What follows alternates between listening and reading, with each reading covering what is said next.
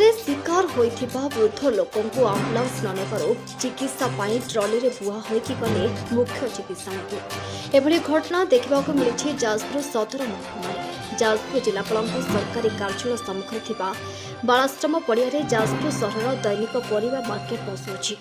ए परिवा market को सहर समेत सहर आखपाख अंचल ग्राहक माने आसंती परिवा किनिबा पई। आज बुधवार दिन जने वयस्क वृद्ध व्यक्ति परिवा किनिबा पई आसिथिबा समय अचड़ा गाड़ी धक्का आहत होते।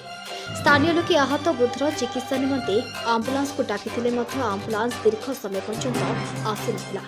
शेषे लोके बाध्य होई वृद्धर चिकित्सा निमंते ट्रॉली रे वृद्ध को सुआई जाजपुर जिला मुख्य चिकित्सालय को नेथिले। राज्य सरकार और जाजपुर स्वास्थ्य विभाग 24 घंटा आंबुलांस लोकों सेवा नियोजित बोली कहूबा ताहा केते दूर यथार्थ दुर्घटन शिकार होई ट्रॉली रे बुआ होउथबा लोके स्पष्ट बारी होइछि।